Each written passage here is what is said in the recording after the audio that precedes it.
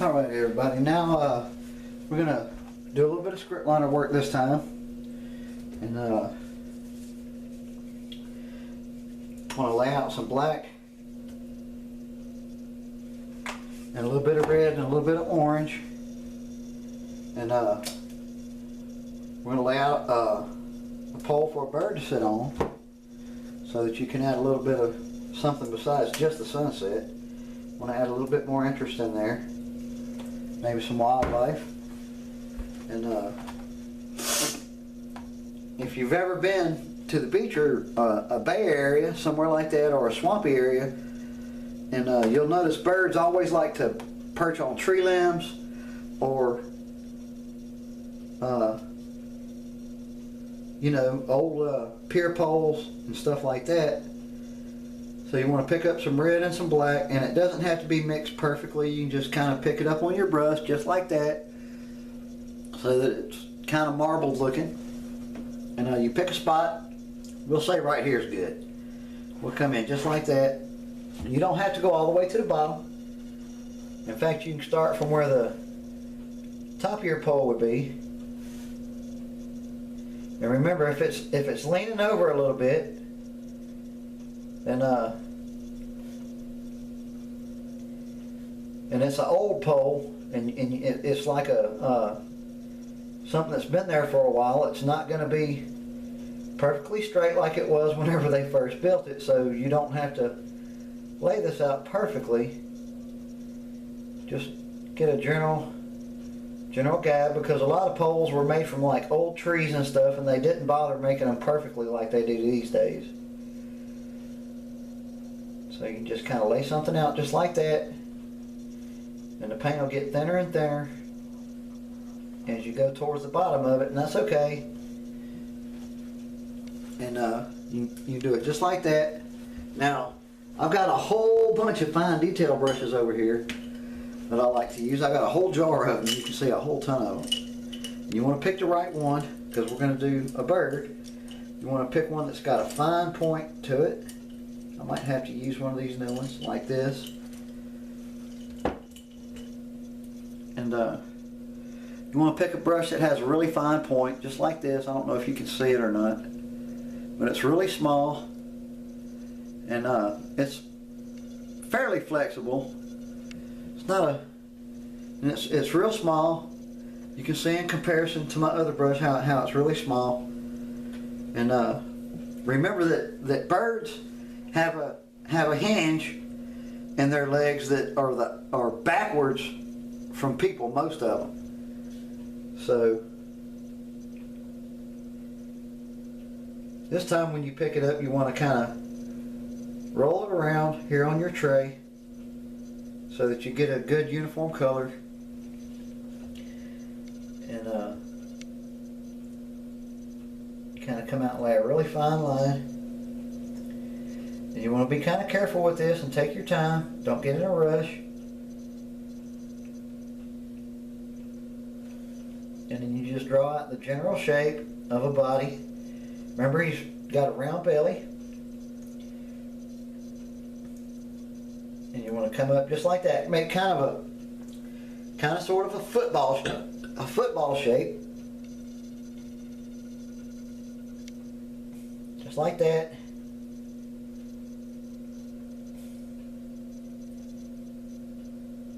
And then you bring this up.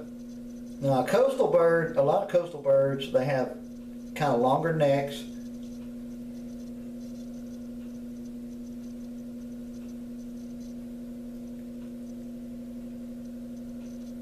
So and it doesn't have to be an exact replica of any type of bird. You can just do some kind of general guideline type of deal. And this takes a few minutes, and then do his head, because this is where all your detail work's going to come in. Remember, beaks usually curve down normally. And remember to ease up on that brush pressure as you get to the tip of his beak, and it'll make it a fine point. Just like that. And come here off to the side. And for tail feathers, you just kind of flick the brush like this, and it'll give him tail feathers. And you want to paint a little bit thinner there so some of that undercolor comes through and it'll add color to his feathers. See, just like that. And then maybe a little bit on his head. And do some little real fine detail. Really, really thin lines. And it'll look like feathers coming off the back of his head. Or her, however you see it. His or her head. And give you a really unique looking bird like that. Just something, it's just that easy, people. It's just that easy to make a unique painting like this. And you can leave that just like this. And let me see, I'm going to have to go to my filbert because I don't have that big round. Where the heck is that big round? Anyways, black and red again. And you kind of want to pick them up together on the tip of your filbert like that. You don't want to beat it down into the bristles. Leave it thick there on the outside of the brush. And what you're going to do is you're going to hide this pole, the bottom of this pole. You're going to come in from the bottom here.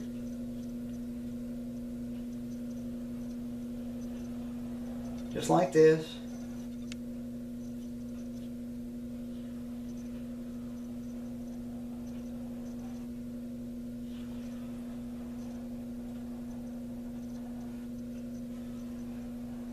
And when this dries, you can come back in and colorize it, or you can make it darker if you want to. You can even put some of that orange in there.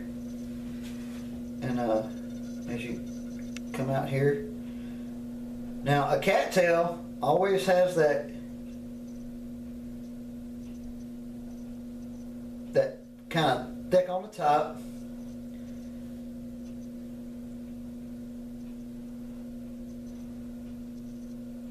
And it comes to a point, usually has a little kind of a curve to it, kind of like that. Now, when this dries, I'm going to come back over it before I start the next section, so I can make sure that this is completely colored in like I want it. Just like this. And all of this other stuff that you laid down back here is going to become background noise. Okay, that's why I didn't really define it all that much. You don't have to define every little thing that you do on your painting. Some of it you want it to kind of look like what I said, like background noise. It's kind of stuff when you're sitting there looking at grass, you know, some of it is kind of fuzzy looking in your vision. And everything that you see isn't super defined. And it depends on where the focus is. Like whenever you're... anybody out there that does photography knows what I'm talking about.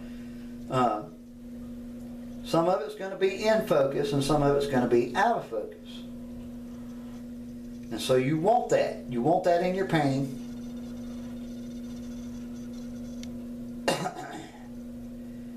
And some of these grasses or these cattails won't even be ready to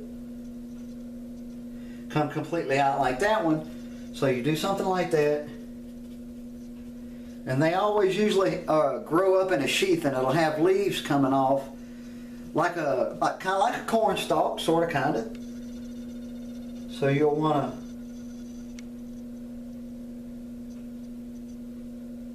do something like that. See how it interrupted that, and it went over the top of it, and now it's starting to make it look like background noise, like I was talking about.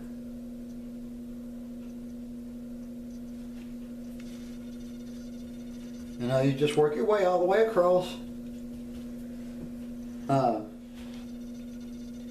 Doing different ones.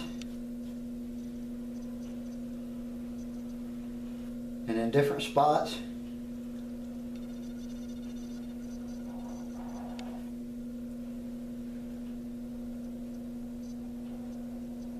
And you can decide where these cattails are going to go. It's your painting. Make it however you want to. You don't have to add these if you don't want to. But I really enjoy this particular style, so I'm going to continue with it and make it kind of like a signature part of my work. And when somebody sees one like this, they'll say, oh, that's, maybe I'll eventually end up getting known for it.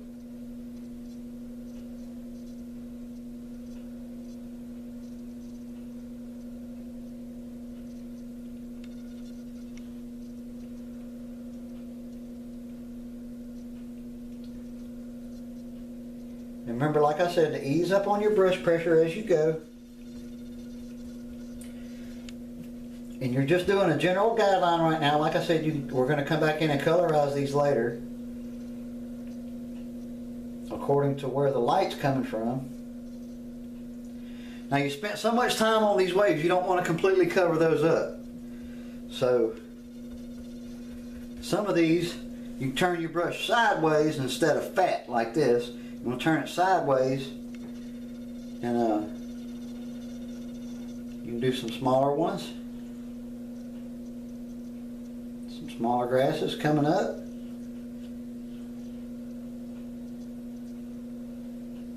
Like this. Because you don't want to cover up all that hard work that you just did completely. You just want to kind of come up through there and kind of give it a little movement. It'll make it look like maybe the wind's blowing, or maybe a little bit, or it's like a little slight breeze.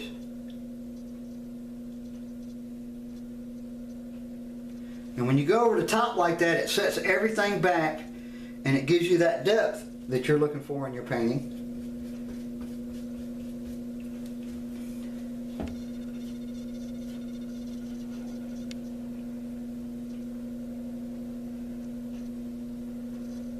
Which these are very similar to the ones that is in your background, so it's going to match out.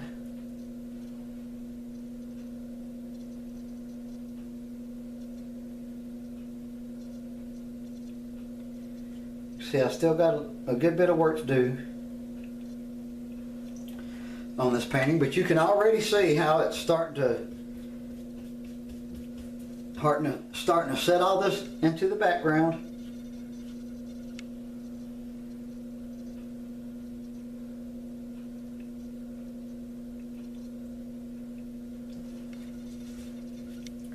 Need to lay out just a little bit more black because I'm using a good bit of that. Don't be afraid to lay it out.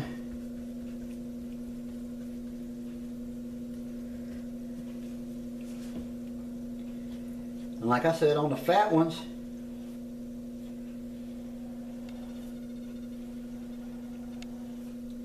that's going to be a really big one. And don't be afraid to lay this out.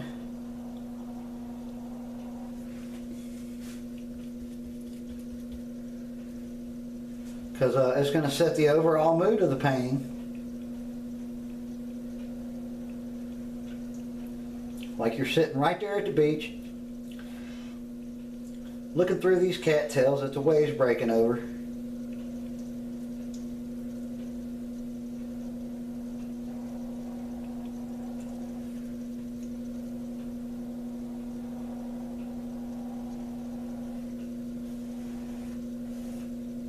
And see, I went over the top of this one, so it sets that one back.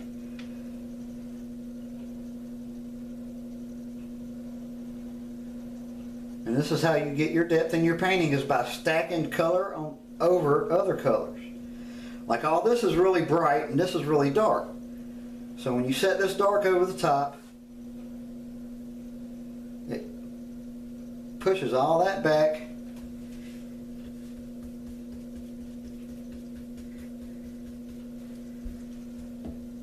And it'll give you a really beautiful work.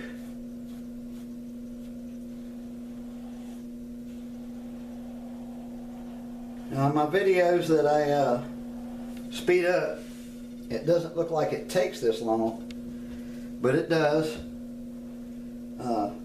When you see me doing this on other sunsets, it's the video sped up like ×6 or ×8.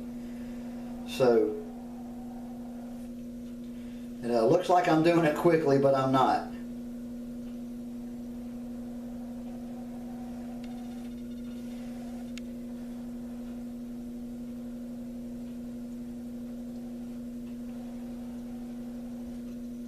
And you can use these in a geometric pattern to bring focus to your painting. Like this comes up here and comes to an apex right here.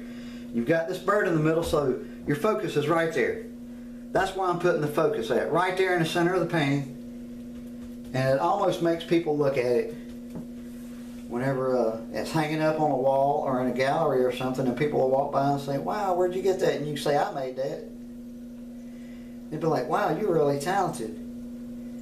And really all you did was take your time and put in some effort and come up with something really nice for your home.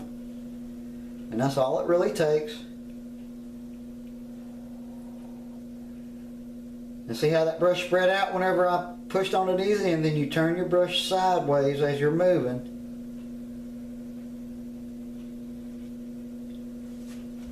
And then don't remember to add these little side pieces, these little sheaths that your cattails are coming up out of. Like I said, it's kind of like a corn stalk, sort of, kind of.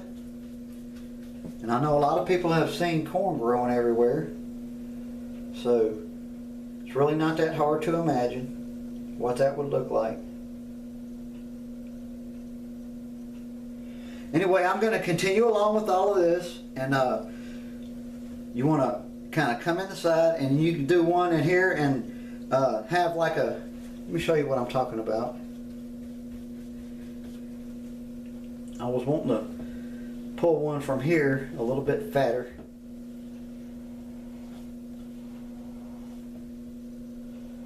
And these don't need to have to be a perfect line. Remember, they're growing, so some of them are going to bend over a little bit, and they might even curve a little bit.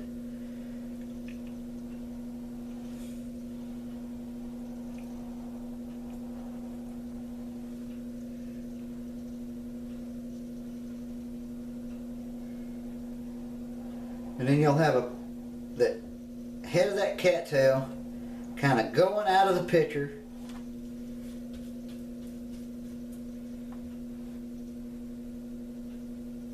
The top part of that cattail.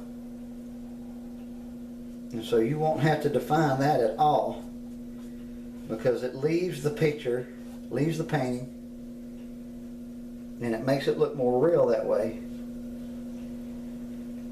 Because when you take a photograph of a beach or something, or some woods, there's always stuff that goes out of the picture or comes into the picture, just like that. Anyway, I'm going to finish laying out these reeds, and then we'll come back and do some colorization with them.